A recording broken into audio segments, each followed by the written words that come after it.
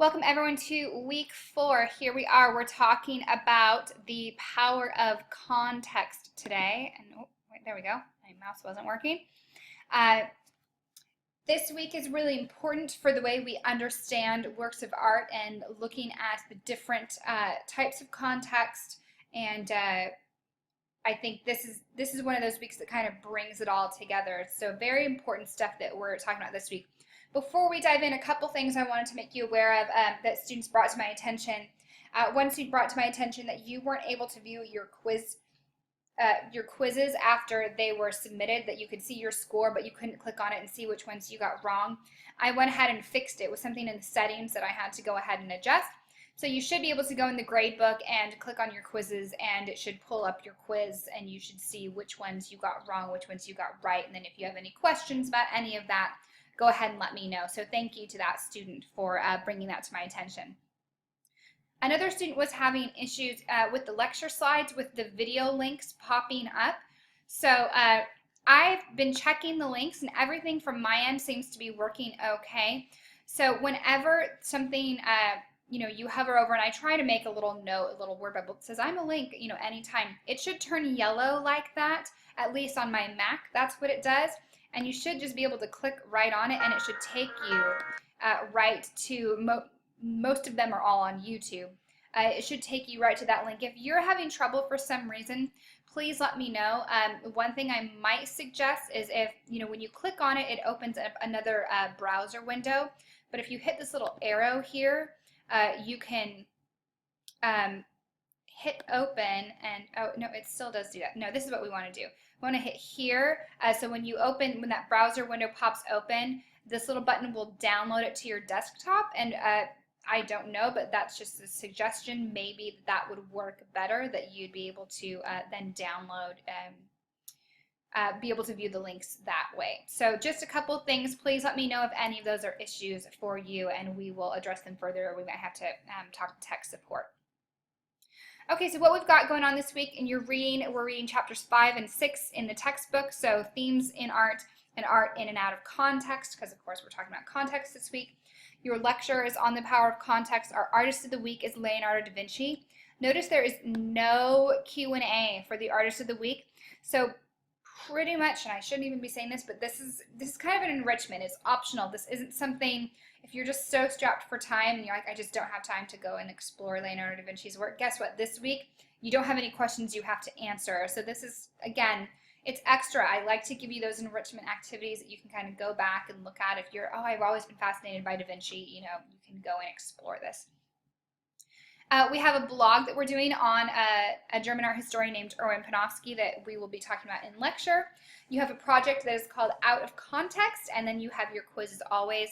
And again, as always, assignments due day 7, so this coming Sunday at midnight. Remember, weeks go Monday through Sunday.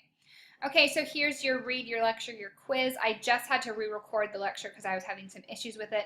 So by the time you're looking at this, it shouldn't look like this. It should actually pop up and work properly.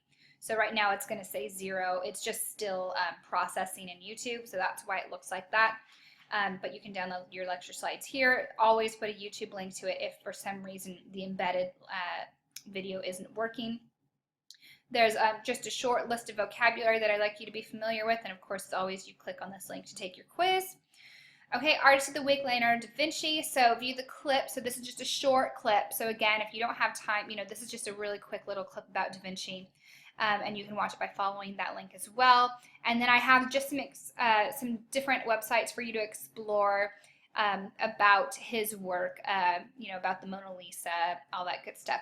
So consider how Leonardo da Vinci has left a lasting legacy on not just the world of art, but on science as well when you look at that. So your reflection this week, again, it's a blog. So this means that you don't have to comment on your peers' posts like you do with a discussion board. But this isn't just a journal where you and I see it. Your peers, can see these. So just keep that in mind. So make sure you view the lecture on art historian and theorist Erwin Panofsky in the learning activities. So that lecture, The Power of Context, it's kind of what we go over at the beginning. So what you're going to do is select a work of art of your choice from the Met Museum's website. So I've included a link right directly to their collection. Be sure to select a work that you can find ample research on, so don't pick an obscure artist that has little information. Include the image in your work with proper citation in your blog entry. So proper citation again, artist name, title of the work in italics, the year it was created, the medium, and the source. So again, you're going to be embedding the image directly into your blog. Over how to embed images, so if we go ahead and click on the assignment here, come on. Your instructions should pop up again, so it'll have everything. No one has obviously posted a blog entry yet at this time, so you're going to hit create blog entry, and it's, you can give it a title.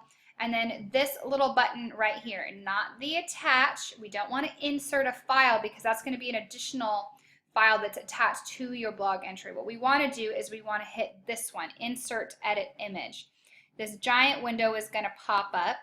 And what we can do is hit browse my computer. My computer is acting very slow today. I apologize.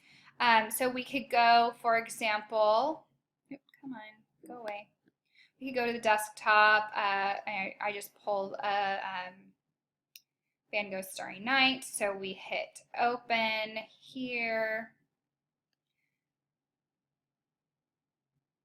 And our image should go ahead and pop up. So it will be here in this window. What we can do is hit appearance, and then you can click on alignment, so you can have it in the middle, in the bottom. I tend to have it in the middle is where I like it. You can have you can make it smaller. This is going to be a really large file, so what I might do is take it down to 500 pixels.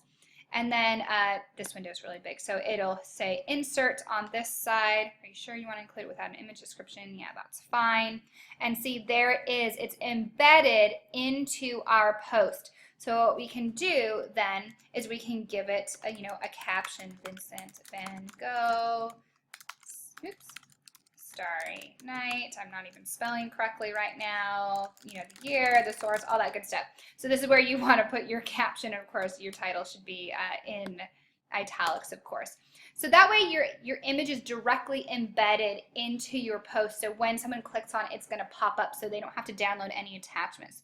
So that's how you do that. If you have any questions about that, please let me know. Let me go ahead and cancel this and get back to our learning activities. Here we go. Okay, so that's how you embed an image. So you're going to select an image from the Met Museum's website. Again, make sure you're citing it properly. And then what you're going to be doing is analyzing the artwork using Panofsky's 3 levels of interpretation: the natural, the primary, the conventional or secondary, the intrinsic or tertiary. So be sure to subtitle each level so we know which one is which. So in the natural level, keep the natural level very simple. Describe the scene without using any cultural knowledge. You can also include elements of design here. Conventional level, use your own cultural understanding to analyze the work before you do any research. And in the intrinsic level, include at least one research source in this level. This level is about looking outside the picture frame after all. Properly cite this source as a footnote at the end of your entry. And then go ahead and take a look at your peers' posts. Enjoy exploring. This will make a lot more sense once you watch the lecture slides. So that's what we've got going on for this week. So again, what is due this week is your Panofsky blog, your out of context project, and your quiz. Any questions, comments, concerns about anything at all, please don't hesitate to ask.